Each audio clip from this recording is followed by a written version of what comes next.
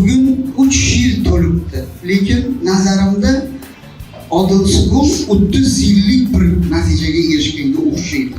Kelinglar, Odilsuqulning tashkilotchilariga mard bo'lib, matonat, jasorat bo'lib, qo'rqmasdan, chunki o'zim ham biznesmen bo'lganim uchun 92-yildan buyon hamma ham xususiy sektorni boshqarish qobiliyati, ilmi, matonat halolligi bo'lib edi.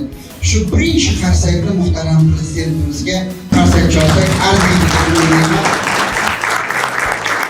Prezidentimiz Alloh bergan ne'mat. Bu prezidentni butun dunyodan oldi.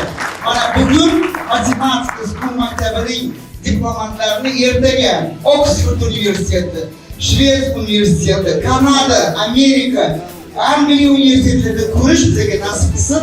Chunki qonimizda bor, jonimizda bor, irsiyatimizda bor. Beruniy buning faqat geodeziya ishlari bilan emas, matematika asos bo'lgan. Al-Xorazmiy algebraning otasi bo'lgan. Sifr, ya'ni nolni birga aylantirgan, matematik mantiqni dunyoga keltirgan kuchli olimlar. Meditsina sohasini olaylik, avitsiyani. Aytaylik, Umar Hayyom shoir bo'lgan emas, u ham tibbiyotchi bo'lgan.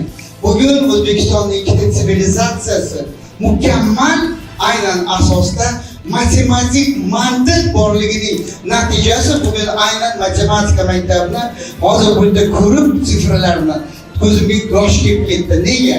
O'zim ham qorako'llik bo'lganim uchun, kindim onam qorako'lda bo'lganim uchun, jonim, jahonim, onalarim, otalarim, 8 ta akam, 2 ta opamning qabri bo'lgani uchun va bugun qorako'lliklar haqiqatdan ham dunyo standartidagi standart miqyosidagi intellektual kapitalga ega bo'lgan muhim vositaga aylandi.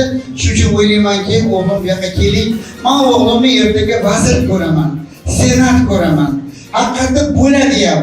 Ehtiyot bo'linglar, senat bo'lib, vazir bo'lgandan keyin maktab kim qayerdadir. Shuning uchun ham vazir bo'lsinlar, ham senat, ham maktab direktori bo'lib qoladi.